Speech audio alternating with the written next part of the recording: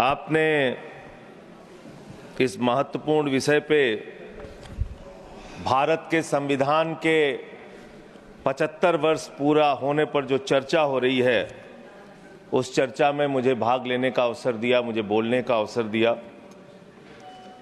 मान्यवर बाबा साहब डॉक्टर भीमराव अंबेडकर जी ने जब भारत का संविधान लिखा तो हिंदुस्तान के सभी वर्गों के बारे में सोचा, सबके अधिकारों के बारे में सोचा, भारत कैसे तरक्की के रास्ते पे जाएगा, कैसे आगे बढ़ेगा, इसको लेके भारत के संविधान को बनाया उन्होंने। और उसमें एक एक करके जो संविधान की मूल आत्मा है वो मैं आपके सामने पढ़ना चाहूंगा कि उनकी मंशा क्या थी, हमारे संविधान की मंशा क्या है। संप्रभु राष्ट्र यानी ऐसा देश जो किसी दूसरे देश के प्रभाव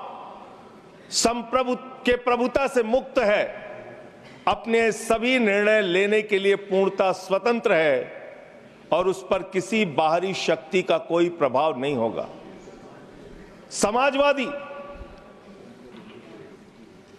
समाजवाद एक ऐसा विचारधारा है जो ये मानती है कि समाज के सभी लोगों तक संपन्नता का हिस्सा पहुंचना चाहिए। धन संपत्ति भी समाज से ही उपजती है, तो उसका बंटवारा भी शांतिपूर्ण और न्यायपूर्ण तरीकों से लोगों के बीच होना चाहिए। लोकतांत्रिक समाजवाद की ये विचारधारा कहती है कि धन समाज के कुछ लोगों तक सीमित नहीं रहना चाहिए। उत्पादन के साधनों पर लोगों का मिला जुला मालिकाना होना चाहिए। ये भारत का संविधान कहता है मान्यवर। और आज क्या स्थिति है, भारत की क्या स्थिति है मान्यवर, मोदी जी के राज में क्या स्थिति है? 5%, देश के 5% लोगों के पास देश की 60% संपत्ति है और देश के 50% लोगों के पास मात्र 3% संपत्ति है। और पिछले 2012 से लेकर अगर 21 तक का आप रिकॉर्ड इनका देखेंगे तो 40% संपत्ति 1% लोगों के पास गई है। यह है इनकी समाजवाद की विचारधारा, यह है इनकी बराबरी की सोच, यह किस तरीके से ये भारत के अंदर गैर बराबरी को जन्म दे रहे हैं। समाजवादी आंदोलन में नारा लगता था,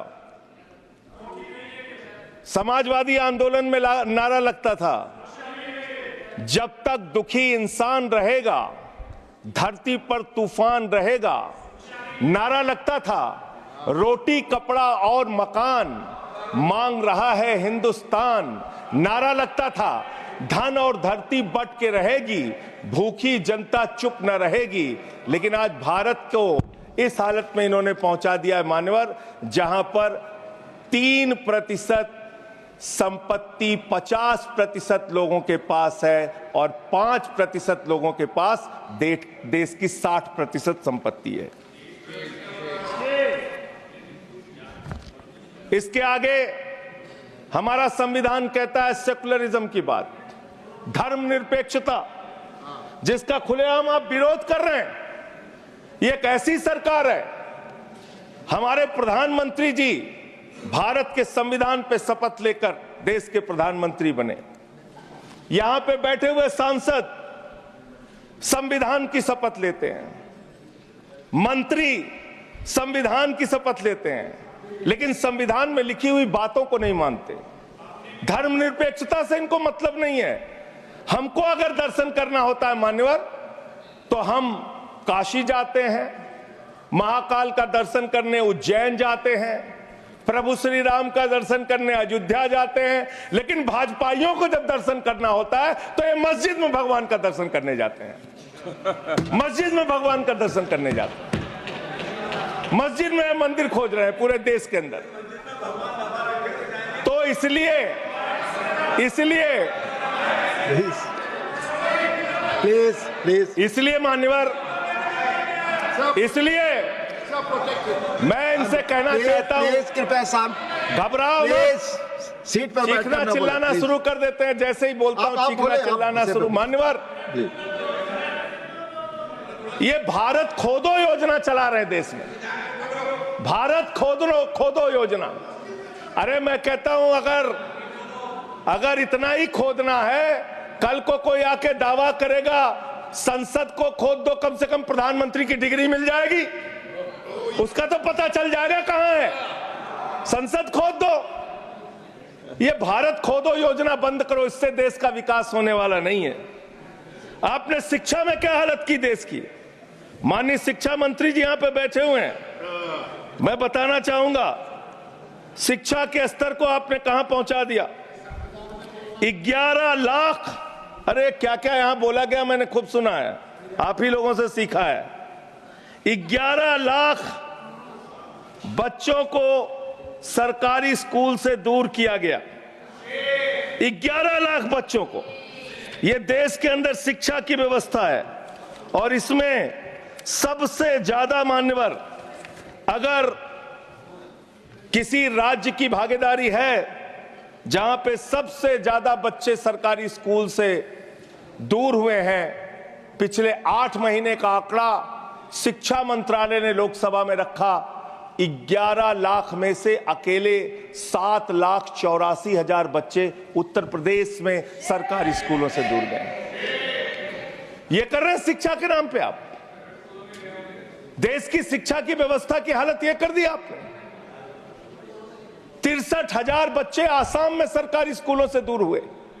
यह सरकार का आंकड़ा, मैं अपनी ओर से नहीं पढ़ रहा हूं। जब सरकार से पूछा गया शिक्षा पे कितना खर्च करते हैं, जीडीपी का कितना हिस्सा शिक्षा पे खर्च करते हैं, पिछले 3 वर्षों से भारत की सरकार जीडीपी पे 0.4% शिक्षा पे ऊपर खर्च करती है, और दिल्ली की सरकार जहां अरविंद केजरीवाल की सरकार है, हम शिक्षा के ऊपर 25% बजट का हिस्सा खर्च करते हैं मानव। स्वास्थ्य के ऊपर दिल्ली के अंदर 13% हम खर्च करते हैं, और भारत की हमारी सरकार जो अपने आप को कहती है मोदी जी की बड़ी योजनाएं हैं, बड़ी ताकतवर सरकार है, मात्र 2% स्वास्थ्य के ऊपर खर्च करती है। यह इस देश की हकीकत है।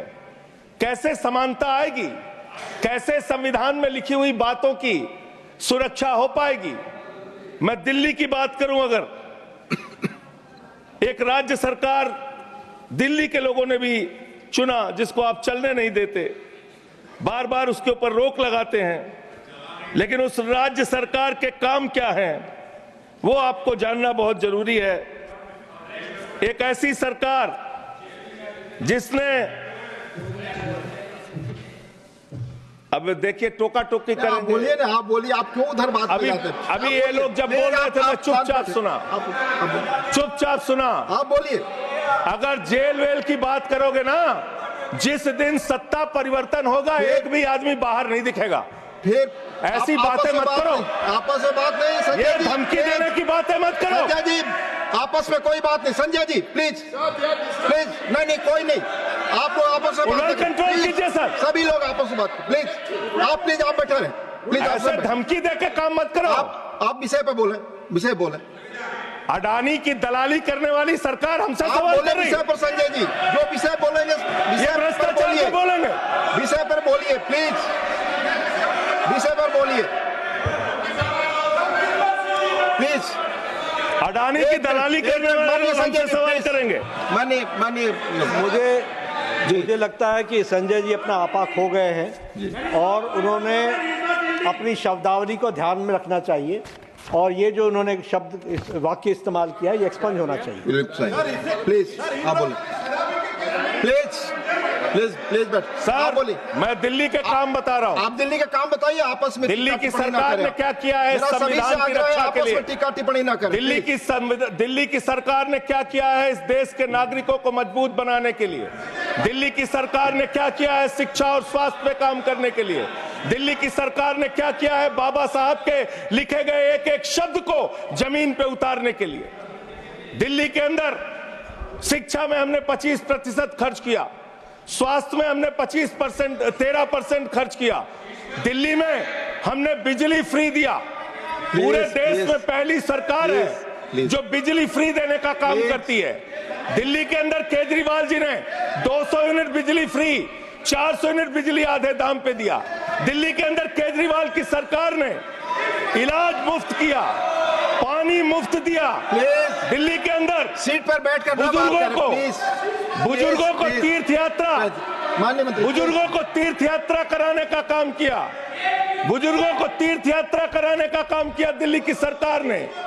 दिल्ली की सरकार ने माताओं बहनों के लिए बस की यात्रा फ्री करने का काम किया। और अगली योजना आ रही है, दिल्ली में केजरीवाल मुख्यमंत्री बनेंगे, दिल्ली की महिलाओं को 2100 रुपए हर महीने उनके खाते में पहुंचाया जाएगा। हम महिला को सशक्त करेंगे, मजबूत करेंगे। संविधान पर भी जोड़िए उसको, संविधान पर संविधान पे बोलिए, संविधान पर बोलिए संजय जी। संविधान के अंतर्गत मैं एक चुनी हुई सरकार के बारे में बोल रहा हूं। संविधान पर चर्चा हो रही है, दिल्ली में चर्चा होगी, संविधान पे आप बोले और दिल्ली में बैठे रहे। मैं बोल रहा हूं, दिल्ली के अंदर 200 किलोमीटर के मेट्रो नेटवर्क को हमने 2015 से बढ़ाकर प्लीज स्पीक ऑन 450 किलोमीटर किया। संजय जी कॉन्स्टिट्यूशन पे बोलिए। सर, उन्होंने अपनी सरकार की उपलब्धि गिनाई, आपने उनको नहीं रोका। प्लीज, अगर हम दिल्ली में एक चुनी हुई सरकार के काम को बता रहे हैं, हम सबसे आग्रह कर रहे हैं अपने विषय पर बोलिए। जिस राज्य से मैं चुना गया हूं, आपसे भी कर रहे हैं, उस राज्य में क्या काम हो रहा है, क्या ये देश इनको दर्द क्यों हो रहा है? प्लीज विषय संविधान पर चर्चा, तकलीफ क्यों हो रही है? संविधान पे चर्चा हर सदस्य से, इनको तकलीफ क्यों हो रही है? हर सदस्य से हम अपेक्षा करते हैं संविधान पर बोले। तो दिल्ली में प्लीज जेल 3 घंटे ईडी सीबीआई दे दो, सबको भेज दूंगा। चलो दे दो ईडी सीबीआई। आप बोलते हैं, प्रवोक करते हैं, आप इसे पर बोलिए। ये सब चीजें नहीं जाएंगी, ये सब चीजें नहीं जाएंगी रिकॉर्ड पे। प्लीज, वो बोल रहे हैं जेल क्यों गए? आपस में बात न करें, आप बोले संविधान पर। नहीं, आप रोक रहे हैं उनको। आपस में बात न करें प्लीज, प्लीज। आप इस तरह टिप्पणी नहीं कर सकते माननीय सदस्यों पर, वो चीजें रिकॉर्ड में नहीं जाएंगी। इस तरह की टिप्पणी सदस्यों पर एक दूसरे पर करना, प्लीज आप विषय पर बोले।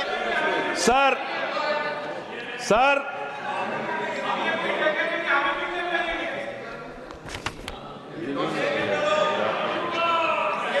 3 सर, आप ही का चेहरा दिख रहा है सर। नहीं, मेरा चेहरा नहीं, चेहरा आपका दिख रहा। आप बोलिए तो सर आप बोलिए। ये लोग भ्रष्टाचार के खिलाफ जब बोलते हैं, भ्रष्टाचार के खिलाफ जब बोलते हैं भाजपा के लोग, तो लगता है ओसामा बिन लादेन अहिंसा पे उपदेश दे रहा है।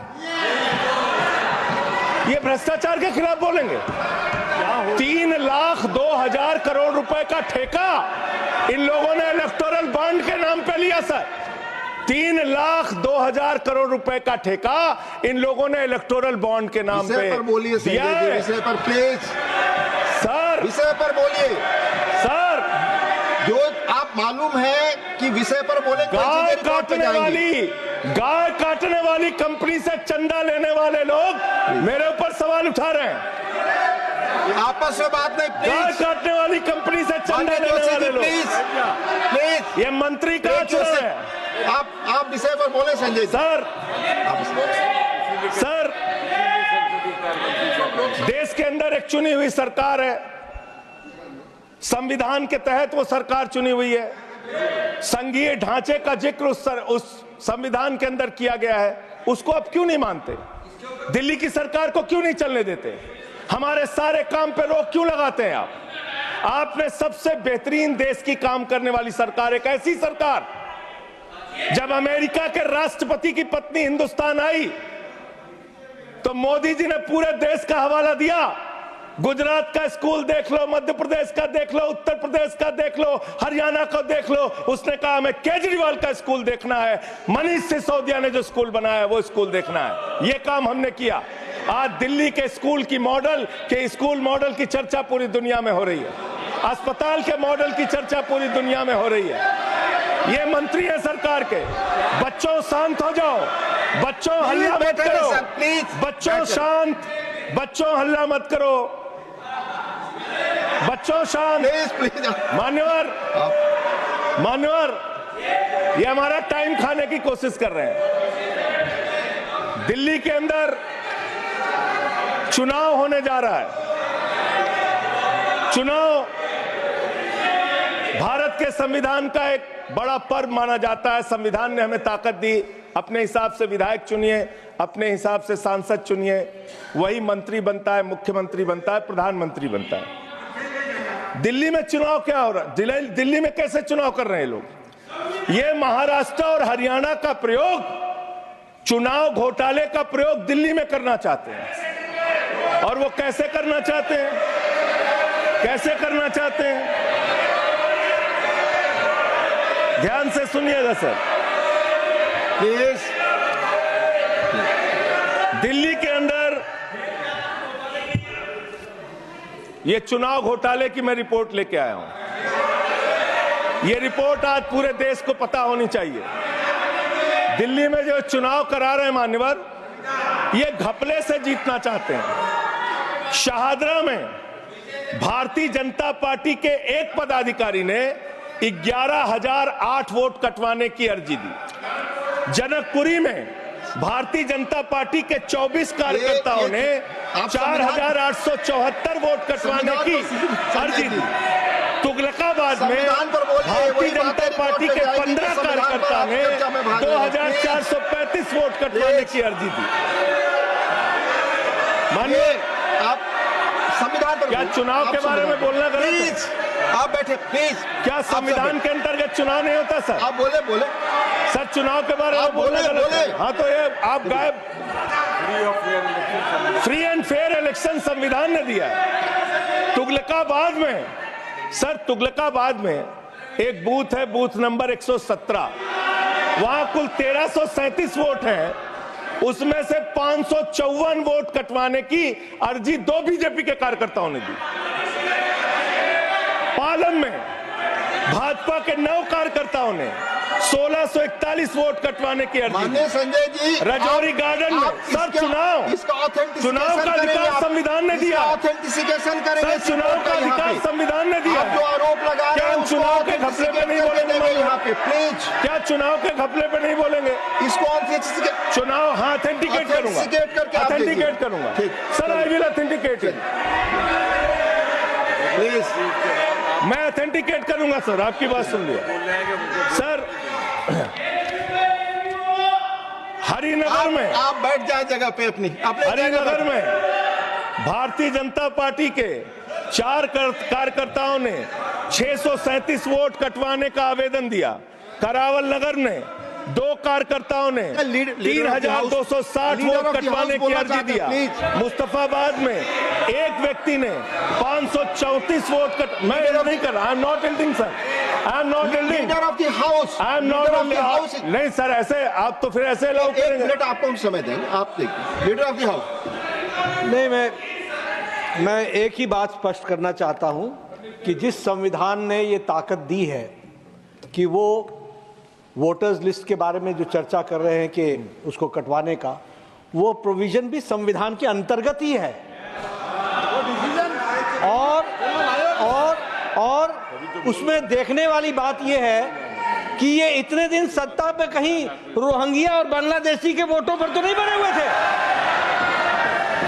माननीय संजय जी, इतनी शानदार बात आज की है लीडर ऑफ द हाउस ने सर। मैं इनका नमन करता हूं। इतनी बढ़िया बात इन्होंने कह दी कि मैं इसका जवाब जरूर दूंगा। सर, इन्होंने कहा कहीं ऐसा तो नहीं जिनके नाम काटे जा रहे हैं वो रोहिंग्या हैं। हमारे उत्तर प्रदेश के भाई, हमारे पूर्वांचल के भाई, हमारे यूपी बिहार के भाई जो 40-40 साल से दिल्ली में रह रहे हैं, अपने श्रम, अपने खून पसीने से दिल्ली को बना रहे हैं, आप उनको रोहिंग्या करें। आप उनको रोहिंग्या करें। हिम्मत कैसे हुई आपकी? हिम्मत कैसे हुई आपकी? आप बैठे। आप हमारे पूर्वांचल के भाइयों को रोहिंग्या कहेंगे? हिम्मत कैसे हुई आपकी? हिम्मत नहीं होनी चाहिए आपकी। आगे बोले। पूर्वांचल के लोगों को ये बांग्लादेशी कह रहे हैं। मैं नाम पढ़ रहा हूं।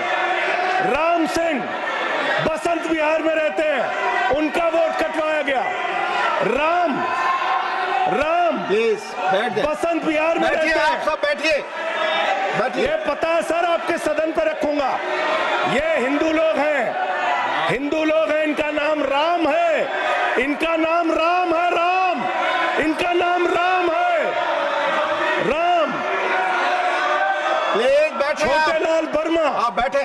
छोटे लाल वर्मा, अंबेडकर नगर, बस्ती, आरकेपुरम, दिल्ली, इनका नाम कटवाया गया। सोनिया, अंबेडकर नगर, बस्ती, आरकेपुरम, इनका नाम कटवाने की अर्जी दी गई। संतोष कुमार, अंबेडकर नगर, बस्ती, आरकेपुरम, इनका नाम कटवाने की अर्जी दी गई। आशा, अंबेडकर नगर, बस्ती, आरकेपुरम, इनका नाम कटवाने की अर्जी दी गई। गीता, हरकेश, सुशील कुमार, नरेंद्र, सुमन, ये सारे नाम लेके आया हूं। ये हमारे यूपी के, बिहार के, ये दिल्ली में रहने वाले 40-40 साल पुराने रहने वाले लोग हैं। ये बांग्लादेशी नहीं है, ये रोहिंग्या नहीं है। इनको आपने रोहिंग्या और बांग्लादेशी कहा है। पूर्वांचल के लोग आपकी जमानतें जब्त कराएंगे दिल्ली के चुनाव में, देखना। सर आप ही दिख रहे हैं, मेरी बात तो नहीं जा रही। बोलिए, आप ही बोल रहे हैं। सर आपको मैंने नाम पढ़ के बता दिया, ये लिस्ट यहां रखूंगा और मैं चाहता हूं ये ऑथेंटिकेट करने के लिए आपने कहा मैं नाम दूंगा। इसकी उच्च स्तरीय जांच कराइए, कैसे इन लोगों के नाम कटवाने की अर्जी दी जा रही है। यही महाराष्ट्र में घोटाला किया इन लोगों ने, यही हरियाणा के अंदर घोटाला किया इन लोगों ने। ये चुनाव घोटाले से जीतना चाहते हैं, दिल्ली में ये चाल चलेगी नहीं, याद रखना। केजरीवाल और आम आदमी पार्टी यहाँ पे बैठी है, संविधान पर बोलिए। यहाँ पे ये चाल नहीं। संविधान पे बोल रहा हूँ, संविधान, ये चुनाव ही गड़बड़ कर देंगे, आगे बढ़िए। चुनाव ही गड़बड़ करेंगे तो संविधान कहां से बचेगा सर। चुनाव ही निपटाने पे लगे हुए ये लोग। सर दूसरी बात हुई दलितों के अधिकार की और बांग्लादेशी घुसपैठिया। सर पिछले 10 साल से हिंदुस्तान में किसकी सरकार है सर? क्या यहाँ पे ट्रंप की सरकार है? क्या ओबामा की सरकार है? यहाँ पे, यहाँ 10 साल से किसकी सरकार है? 10 साल से यहाँ पे महामानव की सरकार है। महामानव की सरकार है 10 साल से। मैं महामानव से पूछना चाहता हूं, नरेंद्र मोदी जी से पूछना चाहता हूं, अमित शाह जी से पूछना चाहता हूं, सीमा की सुरक्षा किसके जिम्मे है? अमित शाह के जिम्मे है। सीमा किससे लगती है? बांग्लादेश की, त्रिपुरा से लगती है, आसाम से लगती है, बंगाल से लगती है। कोई बांग्लादेशी त्रिपुरा से, बंगाल से, आसाम से, झारखंड पार करके, यूपी पार करके, बिहार पार करके दिल्ली कैसे आ गया? आप लोग घास छील रहे थे क्या? आपकी सरकार घास छील रही थी क्या? कैसे आ गए भाई यहाँ पे बांग्लादेशी? और 10 साल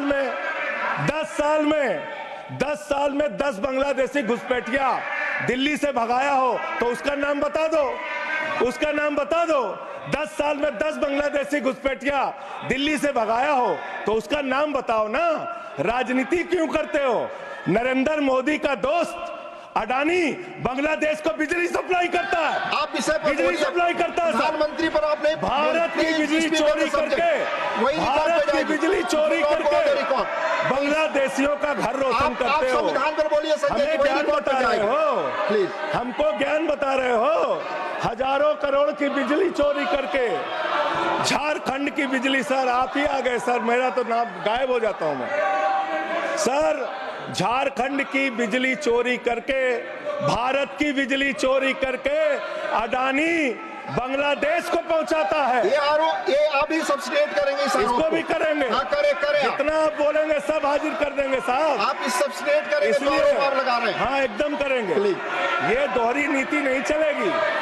आपके लड़के कतर के शेखों के साथ बिजनेस करेंगे, दुबई के शेखों के साथ बिजनेस करेंगे, यहाँ मुसलमानों के खिलाफ हिंसा की बात करोगे। मैं एक बात इन लोगों को समझाना चाहता हूँ, दिल्ली चुनाव में आ रहे हो, शांति से आना, एकदम शांति से आना। यहाँ पे अगर गंदी राजनीति की, हिंदू मुसलमान किया, तो हमने दिल्ली वालों को सिखा दिया है। जब तुम कहोगे हिंदू मुसलमान, वो कहेंगे स्कूल अस्पताल, स्कूल अस्पताल, स्कूल अस्पताल। आपको मैं बताना चाहता हूँ, यहाँ किसी भी तरह की तानाशाही और दादागिरी दिखाने की कोशिश मत करना। दिल्ली का चुनाव मुद्दों के ऊपर लड़िए, चुनाव का घोटाला मत कीजिए। चुनाव हार रहे हो तुम 3 बार से, तो तुम सोच रहे हो वोटर लिस्ट में गड़बड़ी करा देंगे। इससे काम नहीं चलेगा सर। हम काम की बात करते हैं, दलितों के अधिकार की बात यहाँ पे हुई, दलितों के अधिकार की बात। मान्यवर एसटी, एससी, ओबीसी, ये 3 कैटेगरी, एसटी, एससी, ओबीसी, ये तीन कैटेगरी में भारत सरकार के अंदर ज्वाइंट सेक्रेटरी लेवल पे और सेक्रेटरी लेवल पे 322 अधिकारी हैं। और सरकार का आंकड़ा है, मेरा नहीं। ये क्या कह रहे हैं? ये कह रहे हैं दलित, एससी कैटेगरी के अनुसूचित जाति 16, एसटी 13, 39 ओबीसी और 254 जनरल कास्ट के लोग हैं। ये आपका दलितों, पिछड़ों और आदिवासियों के प्रति न्याय है। ये कर रहे हैं आप उनके साथ। लेटरल एंट्री के जरिए आप दलितों, पिछड़ों, आदिवासियों का आरक्षण खा रहे हैं। आप आईएएस की नौकरी में बहुत सारे बच्चे, 125 बच्चे हैं सर, जिनको इन्होंने क्रीमी लेयर के नाम पे आईएएस, पीसीएस, आईएफएस बनने से वंचित कर दिया। ये इनका इतिहास है। ये कर रहे हैं दलितों के साथ सर। मंदिरों में घुसने नहीं देते। इनकी मानसिकता ये है, इनकी मानसिकता ये है। इन्होंने अयोध्या में मंदिर का शिलान्यास किया। उस समय हमारे प्रधानमंत्री गए, मुख्यमंत्री उत्तर प्रदेश के गए, राज्यपाल भी गई। उस समय के राष्ट्रपति रामनाथ कोविंद जी को नहीं बुलाया इन्होंने।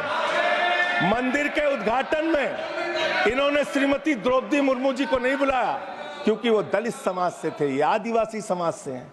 आपकी मानसिकता ये है। 100 वर्ष हो गए आरएसएस को, एक भी दलित, पिछड़ा और आदिवासी आज तक आरएसएस का प्रमुख क्यों नहीं बना? इसका जवाब दो, इसका जवाब दो। आप नफरत करते हैं दलितों से, पिछड़ों से, आदिवासियों से।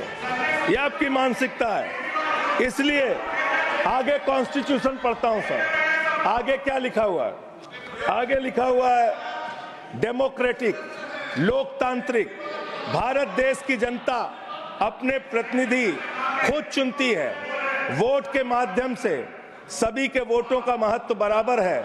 जनता के द्वारा जनता का प्रतिनिधि चुना जाता है। जनता के द्वारा जनता का प्रतिनिधि चुना जाता है।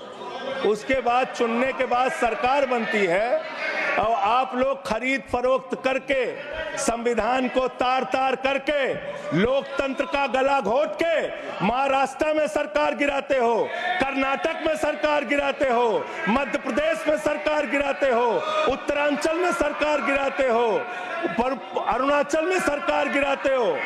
पूरे देश में तोड़ फोड़ खरीद फरोख्त करके सरकारों को गिराने का काम करते हो।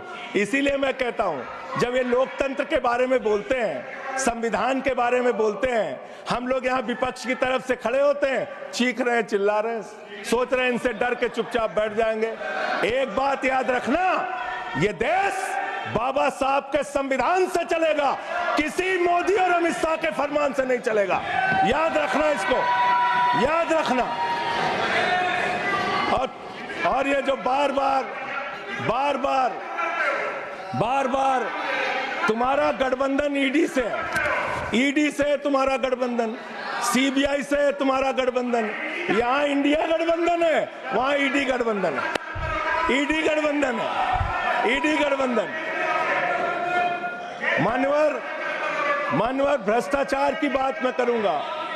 भारत के प्रधानमंत्री, जिन्होंने देश के बड़े बड़े फैशन डिजाइनरों को भी फेल कर दिया, इतना सज के चलते हैं, इतना सज के चलते हैं सर। इटली का चश्मा आप जानते हैं इटली आप नहीं- की घड़ी। आप ये सब चीजें नहीं जाएंगी यहाँ रिकॉर्ड हमारे पे। नेता प्लीज पे स्पीक। टिप्पणी हो रही है, आप बोले नहीं बोल समझा- रहे हैं। आप नहीं बोल सकते। हमारे नेता पे टिप्पणी हो रही है, आप नहीं बोल माननीय रहे हैं। प्रधानमंत्री पर आप टिप्पणी नहीं कर आप सकते। हमारे नेता पे संवैधानिक नियम आप केजरीवाल पे समझे। टिप्पणी हो रही है, आप नहीं बोल रहे हैं। आप please speak on the subject. हमारा टाइम बचा है सर। हाँ तो आप बोले सब्जेक्ट पर बोले। सब्जेक्ट पे बोल रहे हैं। हाँ ये टिप्पणियां नहीं जाएंगी आपकी रिकॉर्ड पे। सर बच्चों शांत हो जाओ, बच्चों शांत हो जाओ, आप स्पीक बच्चों शांत, प्लीज स्पीक। बच्चों शांत हो जाओ बच्चों। मानवर न्याय की बात। भारत का संविधान सभी नागरिकों को सामाजिक, आर्थिक, राजनीतिक स्तर पर न्याय देने का वादा करता है। ये न्याय दे रहे हैं भारत के लोगों को सर, ये न्याय कर रहे हैं भारत की जनता को, ये न्याय दे रहे हैं। आज चुनी हुई सरकारों को प्लीज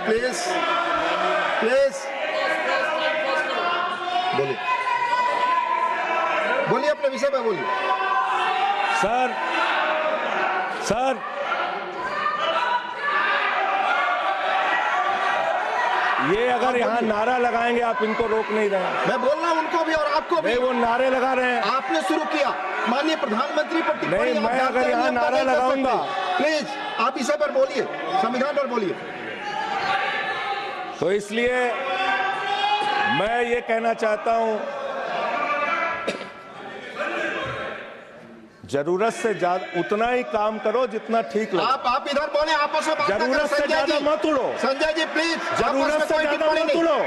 संजय जी आप गली में शोर है। संजय जी, आप नरेंद्र प्लीज। मोदी चोर है।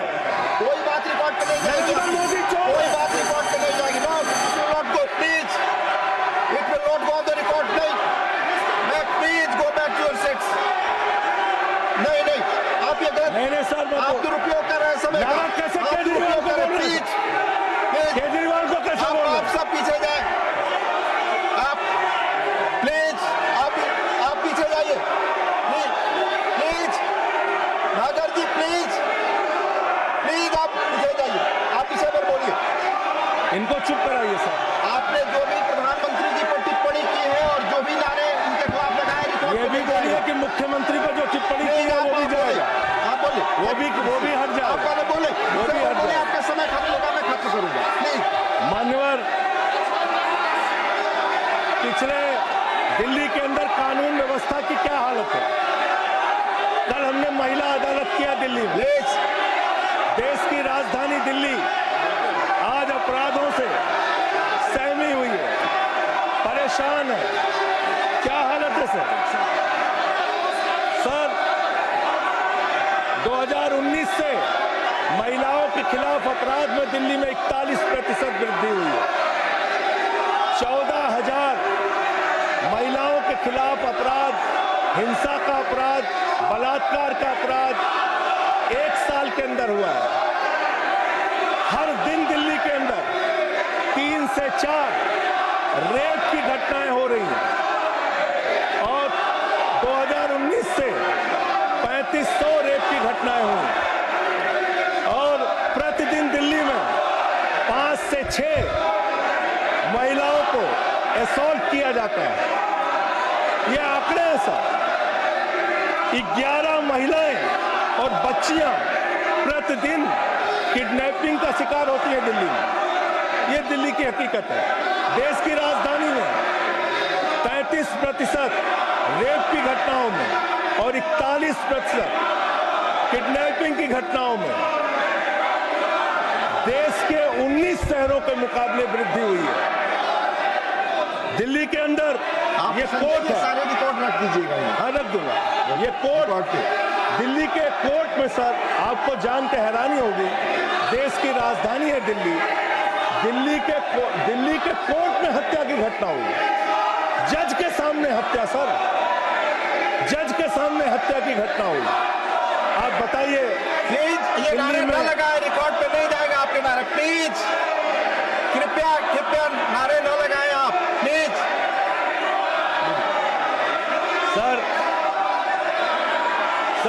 दिल्ली के अंदर कोर्ट में हत्या हुई। देश की राजधानी में राष्ट्रपति रहते हैं, प्रधानमंत्री रहते हैं, उपराष्ट्रपति रहते हैं, सारे लोग रहते। सर मेरा वीडियो नहीं आ रहा। सारे लोग रहते हैं देश की राजधानी में, और इस देश की राजधानी के अदालत में हत्या हो रही है। इसलिए मान्यवर, मैं आपके माध्यम से अनुरोध करना चाहता हूं अंत में एक बात कह के। आज जब मैं आ रहा था, काशी लंका में रेहड़ी पटरी वालों की दुकानें तोड़ी जा रही हैं, गरीबों को उजाड़ा जा रहा है। जिस राजधानी दिल्ली में हम लोग रहते हैं सर, झुग्गी बस्तियों को तोड़ा गया, झुग्गी बस्तियों को उजाड़ा गया, और हर साल का आंकड़ा है, मैं आपके सामने रखूंगा। मेरा आग्रह होगा प्लीज अपने सीट पर जाएं। प्लीज मान्यवर, एक बशीर बद्र की लाइन है, लोग टूट जाते हैं, लोग टूट जाते हैं। बस खत्म हो रहा है। लोगों के घर उजाड़े जा रहे हैं सर, फिर आप ही का चेहरा आ रहा है सर। गरीबों को घर उजाड़ा जा रहा है दिल्ली में। बशीर बद्र की एक लाइन के साथ अपनी बात को खत्म करूंगा। लोग टूट जाते हैं एक घर बनाने में, तुम तरस नहीं खाते बस्तियां जलाने में। लोगों को उजाड़ना बंद करो। तुमने अयोध्या में उजाड़ा, तुमने काशी में उजाड़ा, तुमने दिल्ली में उजाड़ा। ये बुलडोजर राजनीति से देश का भला होने वाला नहीं है। ये चीखने चिल्लाने से कुछ नहीं होने वाला है, और तुम्हारी तानाशाही के आगे झुकेंगे नहीं कभी। धन्यवाद। ये नारेबाजी लगा के धन्यवाद संजय जी, धन्यवाद, बहुत बहुत धन्यवाद। धन्यवाद। प्लीज माननीय लीडर